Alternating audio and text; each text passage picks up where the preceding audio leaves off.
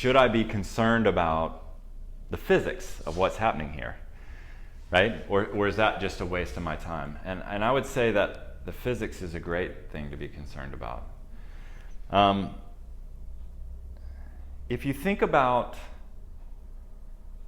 the sort of esoteric descriptions usually used to talk about things like Taiji, and you talk about, oh, it's an internal art. He didn't use his strength; he used his energy. He used his chi, right? And then from there, you imagine like a great green ball of energy that you blasted at somebody, and they were knocked over from across the room. It's an unfortunate image that we all have in our head to somehow think that this is magic, right? And this is not actually physical skill. It is physical skill, and therefore the laws of physics apply. So I think it's absolutely the appropriate thing to think about. So when we talk about, in the very beginning, we first introduced standing, the very first night of your Tai Chi class ever, we talked about the coat rack, right? The coat hanging on the coat rack, the roof of a building sitting on the walls channeling the force of the roof of the building into the foundation, into the earth, right? Freestanding coat rack, right? The coat sits on the coat rack, and the coat rack essentially channels the force of the weight of the coat down through its structure and into the feet and into the ground. So that's physics, right? This is just channeling of force, and that's what you're doing in your body.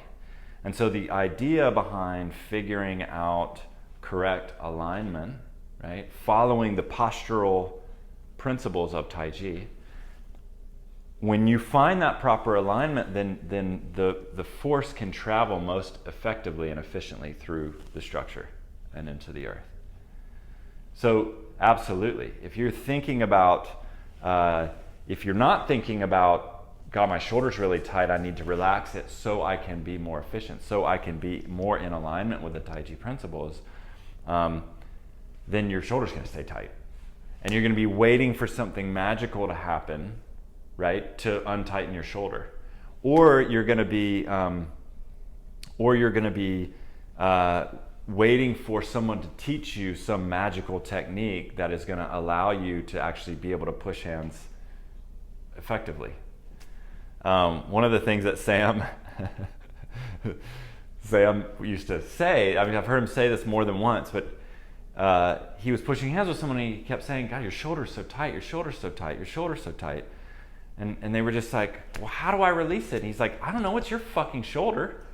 Like, how am I supposed to know what you're supposed to do? It's your shoulder, ask your shoulder, why are you tight, you know? So yeah, the idea is to think about physics, that this is just physics. There is no other law of the universe. Do you know what I mean? So this is another really beautiful thing about Taiji, that even when it comes to seemingly really magical aspects of the art, and I've seen some magical seeming stuff, it's really clear to me now that those seemingly magical things have just been built in the same way you build any skill from very gross-based physical technique. It's just become so refined, and human beings can become so sensitive to the physics that their skill seems magical to us. I think I told y'all the story once where I was hanging out with teaching a group of students, and I had my hand on their shoulder and was asking them to release more, to get the force of the hand on my shoulder, on their shoulder, to go into the ground. And finally something happened. He released something, and I said, there it is, good. And he was like, you felt that? Like, how could you feel that? That's like magic. He said the words magic. And I stopped the entire class. And I gathered everybody over here, and I was like, listen, we're going to get this cleared up right now, okay? This is not magic. This is physical skill that just needs to be cultivated, and every single person in here can be easily as good as me, and better than my teachers, who I revere highly. So it's just physical skill. It takes cultivation. It's a physical reality that we live in, a physical universe, and so it is physics. And the esoteric aspects come with such high refinement That, yeah, are you operating now beyond the physical? Sure, but the physical is still your foundation, right? So if you think about states of matter, right? If you think about water, or ice, water, and steam, it's all same.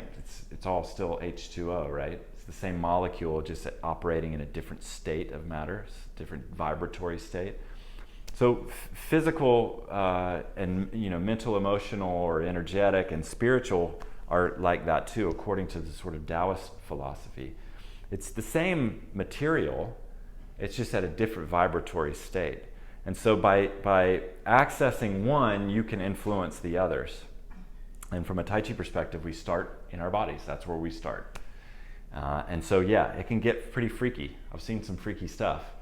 But it's all skill that came out of these kinds of practices. Sound good? Does that make sense? Does that answer your question? Okay.